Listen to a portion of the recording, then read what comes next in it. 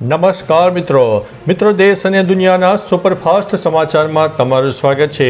ખેડૂતો માટે અગત્યના સમાચાર। ક્યારે મળશે પીએમ કિસાનનો 21મો હપ્તો? પીએમ કિસાન યોજનાનો 21મો હપ્તો માટે ખેડૂતો આતુરતાથી રાહ જોઈ રહ્યા છે। 20મા હપ્તાના 2000 રૂપિયા 2 ઓગસ્ટ 2025ના રોજ જમા કરવામાં આવ્યા હતા। સરકાર દ્વારા દર 4 મહિને હપ્તો ચૂકવવામાં આવે છે, જેથી 21મો હપ્તો સપ્ટેમ્બરથી ડિસેમ્બર વચ્ચે જમા કરવામાં આવે તેવી શક્યતા છે।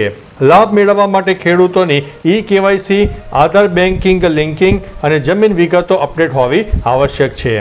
મિત્રો, અન્ય મહત્વના સમાચારની વાત કરીએ તો આજથી મેઘરાજાનો નવો રાઉન્ડ શરૂ થશે। મિત્રો, ગઈકાલે 15 ઓગસ્ટથી ચોમાસાનો વધુ એક રાઉન્ડ શરૂ થઈ ગયો છે। અનેક વિસ્તારમાં છૂટાછવાયા વરસાદ થઈ ગયા છે। હવામાન વિભાગે આગામી અઠવાડિયા માટે ભારે વરસાદનું એલર્ટ આપ્યું છે। તારીખ 15થી 17 ઓગસ્ટ દરમિયાન દક્ષિણ ગુજરાત, મધ્ય ગુજરાત અને ઉત્તર ગુજરાતના અનેક જિલ્લામાં ભારે વરસાદની શક્યતા રહે છે। સોમવારે સુરત, ડાંગ, તાપી, નવસારી, વલસાડમાં અતિ ભારે વરસાદ માટે ઓરેન્જ એલર્ટ જારી કરવામાં આવ્યું છે। અમદાવાદમાં શુક્રવારે સવારે અને બપોરે ભારે વરસાદ પણ પડી શકે છે। મિત્રો, અન્ય મહત્વના સમાચારની વાત કરીએ તો જીએસટીના દરોમાં થશે ભારે ઘટાડો। 79માં સ્વાતંત્ર્ય દિવસ પર પીએમ મોદીએ લાલ કિલ્લાથી મોટી જાહેરાત કરી। તેમણે જીએસટી અને યુવા રોજગાર અંગે મહત્વપૂર્ણ જાહેરાતો કરી। આગામી પેઢીના સુધારા માટે ટાસ્ક ફોર્સ રચવાનો પણ નિર્ણય કરવામાં આવ્યો છે। દિવાળીએ દેશવાસીઓને ડબલ દિવાળી ભેટ આપવાની જાહેરાત કરી છે। પીએમએ જણાવ્યું છે કે સમયની માંગ મુજબ જીએસટી દરોની સમીક્ષા કરીને નવી પેઢીના જીએસટી સુધારા લાવવામાં આવશે। સામાન્ય લોકો માટે કરમાં રાહત અને જીએસટી દરોમાં ભારે ઘટાડો કરાશે। મિત્રો, અન્ય મહત્વના સમાચારની વાત કરીએ તો હવામાન વિભાગની લેટેસ્ટ આગાહી સામે આવી ગઈ છે। હવામાન વિભાગે 19 ઓગસ્ટ સુધી રાજ્યમાં ભારે વરસાદની આગાહી વ્યક્ત કરી છે।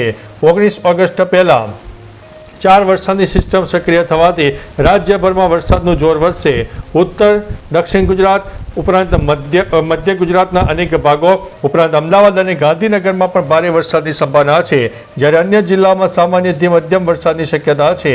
17 ઓગસ્ટે વરસાદનું જોર વધુ રહેશે અને 20 ઓગસ્ટ સુધીમાં ભારેથી અતિ ભારે વરસાદની સંભાવના રહે છે।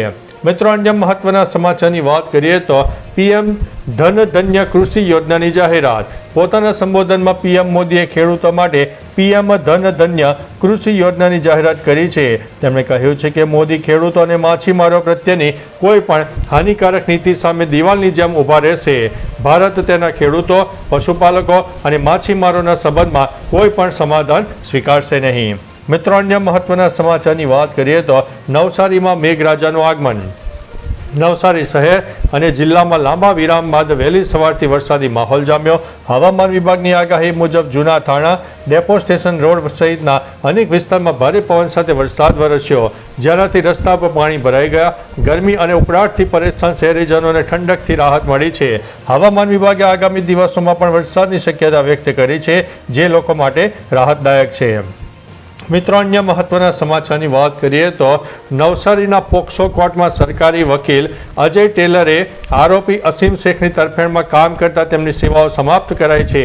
પીડિતાએ ગૃહમંત્રી હર્ષ સંઘવીને ફરિયાદ કરી હતી કે વકીલે આરોપીને મુક્ત કરવાના કાગળો તૈયાર કર્યા અને ધમકીઓ આપી। ગૃહમંત્રીએ તાત્કાલિક સેવાઓ ખતમ કરવાનો આદેશ આપ્યો છે અને આ ઘટનાએ નવસારી બાર કાઉન્સિલમાં ખળભળાટ મચાવી દીધો છે। મિત્રો, અન્ય મહત્વના સમાચારની વાત કરીએ તો બરોડા ડેરીમાં ધ્વજવંદન બાદ રાજકારણ ગરમાયું હતું। સ્વાતંત્ર્ય દિવસ નિમિત્તે વડોદરાની બરોડા ડેરીમાં ધ્વજવંદન બાદ રાજકારણ ગરમાયું છે। ડેરીના પ્રમુખ દિનુ મામાએ પૂર્વ પ્રમુખ અજીત ઠાકોરને કરેલા આક્ષેપો સાબિત કરવા માટે ખુલ્લા મંચ ઉપર પડકાર ફેંક્યો છે। જો આક્ષેપો સાબિત નહીં થાય તો કોર્ટમાં લઈ જવાની તેમણે ચીમકી પણ ઉચ્ચારી છે। ઉલ્લેખનીય છે કે ડેરીમાં આગામી ચૂંટણીને લઈને વિવાદ વધુ તીવ્ર બન્યો છે। મિત્રો, અન્ય મહત્વના સમાચારની વાત કરીએ તો આણંદમાં મીઠાઈ અને ફરસાણની તપાસ। આણંદ જિલ્લામાં જન્માષ્ટમી નિમિત્તે કાનૂની માપ વિજ્ઞાન અને ગ્રાહક સુરક્ષા કચેરીએ વિશેષ ઝુંબેશ હાથ ધરી છે। જિલ્લા કલેક્ટર પ્રવીણ ચૌધરીના માર્ગદર્શન હેઠળ મદદનીશ નિયંત્રકની ટીમે 28થી વધુ મીઠાઈ અને ફરસાણના એકમોની તપાસ કરી છે। આકસ્મિક તપાસમાં 8 એકમોમાં ગેરરીતિ જોવા મળતા 24,500 રૂપિયાનો દંડ વસૂલાયો છે। ઝુંબેશ દરમિયાન રૂપિયા 1,14,500નો દંડ વસૂલીને ગ્રાહકોના હિતોનું રક્ષણ કરાયું છે। મિત્રો અન્ય મહત્વના સમાચારની વાત કરીએ તો અમૂલ ડેરીના નિયામક મંડળની ચૂંટણી જાહેર કરવામાં આવી છે. આણંદી અમૂલ ડેરીના નિયામક મંડળની ચૂંટણી જાહેર કરવામાં આવી છે. નિયામક મંડળની 12 બેઠકો માટે ચૂંટણી યોજાશે. આખરી મતદાર યાદીમાં 1210 મતદારો નોંધાયા છે. 20 ઓગસ્ટથી 28 ઓગસ્ટ દરમિયાન ઉમેદવારી પત્રો ભરી શકાશે. 29 ઓગસ્ટે ઉમેદવારી પત્રોની ચકાસણી કરવામાં આવશે. ઉમેદવારી પરત ખેંચવાની છેલ્લી તારીખ 30 ઓગસ્ટ છે. 10 સપ્ટેમ્બરે મતદાન અને 12 સપ્ટેમ્બરે મતગણતરી હાથ ધરવામાં આવશે. મિત્રો અન્ય મહત્વના સમાચારની વાત કરીએ તો કચ્છમાં ભુજમાં હમીરસર તળાવ પાસે પરંપરાગત લોકમેળાનો પ્રારંભ કરવામાં આવ્યો છે. કચ્છ ભુજમાં હમીરસર તળાવ પાસે પરંપરાગત રીતે લોકમેળાનો પ્રારંભ કરવામાં આવ્યો છે. સાતમ આઠમના યોજાતા મેળામાં માનવ મહેરામણ ઉમટી પડ્યું છે. ઉલ્લેખનીય છે કે રાજાશાહી સમયથી હમીરસરના આ લોકમેળો કિનારે યોજાય છે. લોકમેળાના આયોજનને લઈને પોલીસ બંદોબસ્ત પણ ગોઠવી દેવામાં આવ્યો છે. મિત્રો અન્ય મહત્વના સમાચારની વાત કરીએ તો શાળામાં 4.5 ફૂટ પાણી છતાં લહેરાયો છે ત્રિરંગો. બિહારના શેખપુરા જિલ્લાના ઘાટ કસુંબા પ્રચંડના મધ્ય વિદ્યાલયમાં 9 શિક્ષક અને શિક્ષિકાએ 4.5 ફૂટ ઊંડા પોળના પાણીમાં ઘૂસીને સ્વાતંત્ર્ય દિવસ ઉજવ્યો અને ધ્વજારોહણ કર્યું.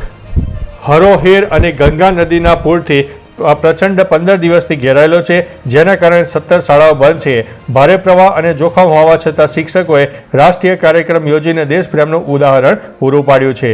તો ચાલો મિત્રો, ફરીથી દેશ અને દુનિયાના સુપરફાસ્ટ સમાચાર લઈને મળતા રહીશો. ત્યાં સુધી અમને રજા આપશો. નમસ્તે.